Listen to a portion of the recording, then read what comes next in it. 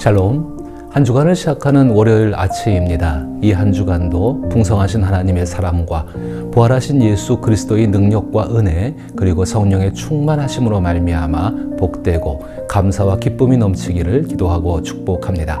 함께 읽고 묵상할 말씀은 이사야 57장 16절로부터 21절 말씀입니다. 제가 읽어봅니다.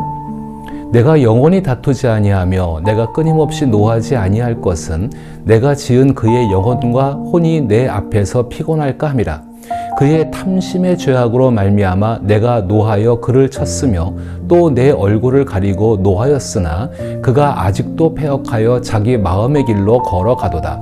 내가 그의 길을 보았은즉 그를 고쳐줄 것이라. 그를 인도하며 그와 그를 슬퍼하는 자들에게 위로를 다시 얻게 하리라. 입술의 열매를 창조하는 자 여호와가 말하노라. 먼 데 있는 자에게든지 가까운 데 있는 자에게든지 평강이 있을지어다. 평강이 있을지어다. 내가 그를 고치리라 하셨느니라. 그러나 악인은 평안함을 얻지 못하고 그 물이 진흙과 더러운 것을 늘 솟구쳐내는 요동하는 바다와 같으니라. 내 하나님의 말씀에 악인에게는 평강이 없다 하셨느니라. 아멘. 오늘 저는 마음속으로 하시는 주님 앞에서라는 제목으로 이사야 본문을 묵상해 보고자 합니다.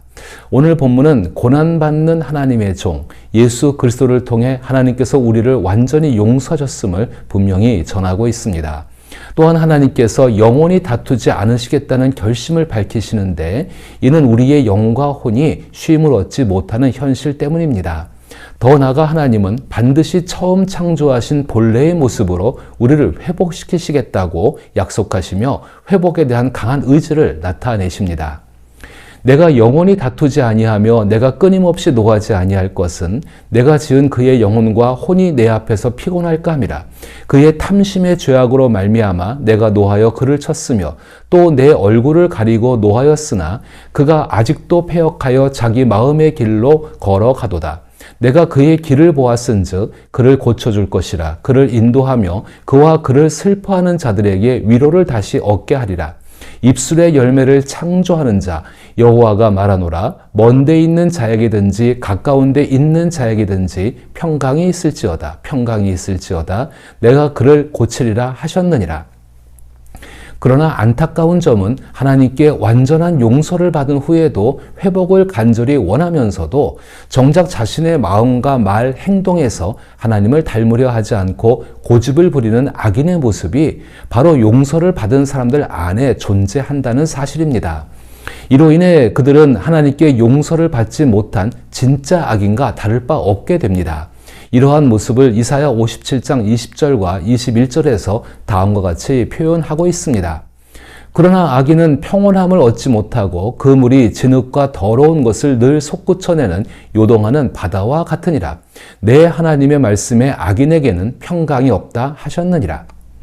그러나 악인은 평온함을 얻지 못하며 그 물이 진흙과 더러운 것을 늘 솟구쳐내는 요동하는 바다와 같으니라 라는 이 구절은 사람의 내면 상태를 요동치는 바다에 비유하여 그로 인해 진흙과 더러운 것이 계속해서 솟아난다고 설명합니다. 이러한 표현은 평안과 고요함이 외부 환경 때문이 아니라 사람의 존재 상태 자체가 본래 혼란과 더러움을 만들어낸다는 뜻입니다. 이는 스스로 해결할 수 없는 문제로 하나님의 치유와 위로를 통해서만 회복될 수 있습니다. 악인의 모습을 묘사한 20절에서 바다는 통제되지 않는 내면의 혼란을 상징하며 요동치는 모습은 하나님과의 단절을 의미합니다. 진흙과 더러움은 죄의 결과로 나타나는 부정한 말과 행동을 나타내고 끊임없이 솟아난다는 표현은 스스로 정화할 수 없음을 뜻합니다. 또한 평강이 없다는 것은 하나님이 없는 존재의 최종 상태를 의미합니다. 이는 마음의 상태가 곧 삶의 열매로 드러난다는 성경적 인간 이해와 정확히 일치합니다. 이 구절을 묵상하면서 저는 오래된 속담인 열길 물속은 알아도 한길 사람의 마음속은 모른다는 말이 떠올랐습니다. 바닷속 깊이는 도구로 재고 수치로 헤아릴 수 있지만 사람의 마음은 아무리 가까이에 있어도 끝내 다 알 수 없기 때문입니다. 더불어 잠언 20장 5절의 사람의 마음에 있는 모략은 깊은 물 같으나 명철한 사람은 그것을 길어 올린다는 말씀을 생각해 보면 마음속에 무엇이 있는지 알기 어렵고 절실히 필요한 모략조차 마음대로 끌어낼 수 없음을 깨닫게 됩니다. 결국 사람의 마음은 사람의 손에 맡겨진 것이 아니라 하나님 앞에 놓인 영역임을 고백하게 되는 것입니다. 그런데도 마음속을 조용히 들여다보면 겉으로는 드러내고 싶지 않은 감정들이 은밀히 자리 잡고 있음을 알게 됩니다. 그중 하나가 바로 질투입니다. 누군가의 성공과 평안을 진심으로 축복하고 싶으면서도 한편으로는 마음 한켠이 불편해지는 순간이 있습니다. 이 감정은 소리 없이 다가와 자신도 모르게 비교하게 만들고 그 비교는 곧 자존감을 흔들어 놓습니다. 성경은 이러한 질투에 대해 분명히 경고하며 야고보서 3장 16절에서는 시기와 다툼이 있는 곳에는 혼란과 모든 악한 일이 있다고 말씀하십니다. 질투는 단순한 감정이 아니라 마음의 평화를 깨트리는 영적인 균열임을 깨닫게 됩니다. 질투와 함께 마음 깊은 곳에 쌓이는 감정은 원한과 원망입니다. 이해받지 못했다고 느끼는 억울함이 풀리지 않을 때 우리는 겉으로는 아무렇지 않은 척하지만 마음 한켠에 무거운 돌덩이처럼 감정을 쌓아둡니다. 시간이 지날수록 그 무게는 줄어들기는커녕 오히려 더 단단해집니다. 그렇게 굳어진 마음은 타인을 향한 시선을 흐리게 하고 결국 자신을 가장 먼저 지치게 만듭니다. 그럴 때면 주님께서 말씀하신 수고하고 무거운 짐진 자들아 다 내게로 오라 내가 너희를 쉬게 하리라 라는 말씀이 조용히 떠오릅니다. 이 말씀은 원망을 꾸짖기보다 그 무거운 짐을 짊어진 우리를 먼저 부르시는 따뜻한 주님의 음성으로 다가옵니다. 원망이 오래 마음에 머물면 그것은 쉽게 비난과 비판의 말로 표출되기 마련입니다.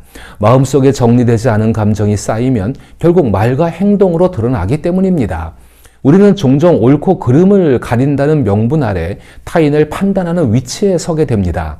그러나 그 판단의 기준이 정말 하나님의 뜻인지 아니면 상처받은 자신의 감정인지 되돌아보면 쉽게 답하기 어렵습니다. 예수님께서는 누가복음 6장 37절에서 분명히 비판하지 말라 그리하면 너희가 비판을 받지 않을 것이요 정죄하지 말라 그리하면 정죄를 받지 않을 것이요 용서하라 그리하면 너희가 용서를 받을 것이라 라고 말씀하셨습니다. 이 말씀은 단순히 타인을 향한 태도를 바꾸라는 명령이 아니라 먼저 우리 자신의 마음을 돌아보라라는 친절한 초대처럼 다가옵니다. 비판의 뿌리에는 종종 교만과 독선이 숨어 있습니다. 자신이 옳다고 확신할수록 다른 사람의 입장은 보이지 않게 됩니다. 자신의 경험과 생각이 전부인 것처럼 느껴질 때 마음은 점점 굳어져 배우려는 자세를 잃게 됩니다. 성경은 이러한 마음을 향해 교만은 패망의 선봉이라고 경고하며 겸손의 길로 우리를 부르십니다. 예수님께서는 스스로를 낮추시고 섬김의 자리로 내려오심으로써 참된 길을 보여주셨습니다. 그 겸손 앞에서 저의 독선은 부끄러움으로 드러납니다. 또 한 가지 쉽게 드러나지 않지만 깊이 자리한 감정은 자기 연민입니다. 자신을 세상의 그 누구보다도 불쌍히 여기며 상처에만 머무는 마음이지요. 이 감정은 위로처럼 느껴질 수 있지만 오래 지속될수록 마음을 고립시키고 하나님을 향한 시선을 가리게 됩니다. 그러나 성경은 우리가 혼자서 연약한 존재가 아님을 분명히 증언합니다. 로마서 5장 8절 말씀처럼 우리가 아직 죄인 되었을 때에 그리스도께서 우리를 위하여 죽으심으로 하나님께서 우리에 대한 자기의 사랑을 확증하셨다라는 이 말씀은 자기 연민에 머무르지 말고 이미 베풀어진 하나님의 사랑을 바라보라는 초대입니다. 이 모든 더러운 것을 솟아오르게 하는 요동치는 바다와 같은 마음의 문제 앞에서 저를 다시 십자가로 이끄시는 분은 예수 그리스도이십니다. 주님께서는 인간의 가장 깊은 어둠과 죄를 아시면서도 정죄 대신 용서를 택하셨습니다. 십자가 위에서조차 아버지여 저들을 사하여 주옵소서 자기들이 하는 것을 알지 못함이니이다 라고 기도하신 주님의 음성은 용서가 감정의 산물이 아니라 사랑의 결단임을 보여줍니다.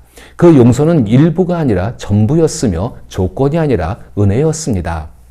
시편 기자는 하나님의 완전한 용서를 동이서에서 먼 것 같이 우리의 죄가를 우리에게서 멀리 옮기셨다라고 시편 103편 12절에서 고백합니다. 그리고 이어서 13절에서는 아버지가 자식을 긍휼히 여김같이 여호와께서는 자기를 경외하는 자를 긍휼히 여기시나니라고 말씀하시며, 하나님의 용서가 완전함에도 불구하고 죄와 세상으로 인해 고통받는 우리 마음 깊은 곳까지 아버지의 사랑으로 어루만지시는 하나님을 느끼게 합니다.